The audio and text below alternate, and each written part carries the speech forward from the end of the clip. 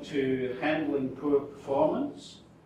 So we've called out that in high-performing teams, people meet their commitments.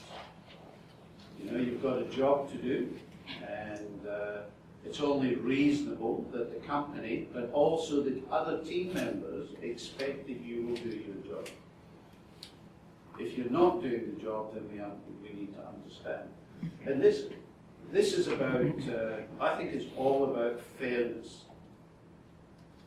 It's fair. The company will employ somebody, and they'll say, we'll pay you so much money, and we'll put your pay in the bank every month, and in return, you will do these things. Sign a contract and say, yep, that's my commitment. The company says, that's my commitment. Remember what I said yesterday? What's a commitment? It's a promise.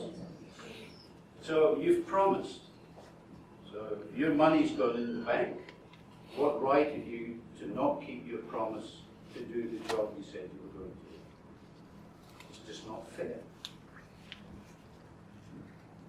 It's nothing to do with cultural differences and challenging people and others. It's just not fair. It's that simple. If you know what's expected of you, and you've got the skills, and you're not doing it, there's got to be some reason. If it's reasons that the company can help you with, then the company coaches you and helps you. If it's for reasons that the company can do nothing about, there's only one place, and that's gone. Because the person, you know, there's the old saying about a chain is only as strong as the weakest link. So if you've got one flawed link on the chain, as soon as you pull on the chain, it snaps with the weak link. So teams and businesses have got to have people who are performing. And that's the contract. That's the fairness. You're putting your money in the bank, you're taking it, you're spending it, but you're not delivering what you promised to deliver. Just goes back to accountability. We've been talking about it just over 2 sessions now. Starts with you. There's an old saying, you are what you eat. You get what you tolerate. If you accept something, that's what you'll get. Because you're saying that's the standard. So the executive that says, don't do as I say, not as I do, the words mean nothing. People watch what you do. Leaders model the way. You're the role model, and that's what they follow. So if the leader goes out for lunch every day at 12:30 and comes back at 3, he's telling all of his staff that it's okay to have a 2.5-hour, 3-hour lunch. Doesn't matter what your contract says.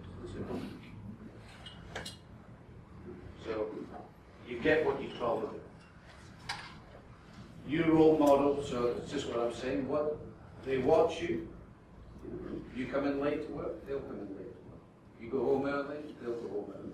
Because once you've gone, you don't know what to do. So you've got to be a role model. And if you're not accountable, you don't hold yourself accountable, let alone holding your staff accountable, and you don't produce the results that your team has been formed to produce, then you're a bad role model. And it impacts the team, and then the team impacts the other teams that they work with, and eventually the whole business gets impacted. So it's that simple. And there's a great book by Robert H. Schuller, The 8 Proven Principles of Possibility Thinking, and it's called If It's Going to Be, It's Up to Me. And what's been good about the simple task of putting you in teams and asking you to appoint a spokesperson. Invariably it's, there's one team out there in the kitchen that would still have been negotiating who the spokesperson was going to be if I'd left it. So it was going to be, it's up to me. Why are you reluctant to put your hand up to say, I'll do it? So accountability starts with you. So how do you handle poor performance? Just a little cartoon. Guy's having trouble, so they're not putting him out of his misery, they're going to put the job out of his misery. First of all, you've got to understand the impact. It can impact the revenue coming in, customer dissatisfaction, so they leave and go somewhere else. The third, in businesses, the two largest costs are people and raw materials, like if you're a manufacturer. The next is mistakes. The cost of not doing something right the first time is horrendous to any business. Fixing mistakes takes lots of time. What's going on? Let's get the model out. What are the facts? What are the issues? What don't we know? What are the options? What will we do? You follow your plan. And it all takes time. There's time that can be spent giving better service to customers, making yourselves better, etc. You keep making mistakes, where's your credibility? Remember the chart yesterday, what credibility comes from? Your character. And what do you actually achieve? So what makes it so difficult? So why would the people in this room find it difficult to challenge people for not doing the job? So people in this room, have you ever worked with somebody that you considered wasn't really doing the job? No? Yeah, of course it is. Welcome to the human race. Well, it's easy for us to get into the wrong job, or things happen in your life. The cat's died, whatever it might be. You're just not doing the job. So why is it so difficult for people to put their hand up and say, hey, this isn't happening properly? Partly it's cultural. But if you want a high-performing team, you've got to be prepared to do that. So, this is like Angie's model, the FIOA. Identify the problem.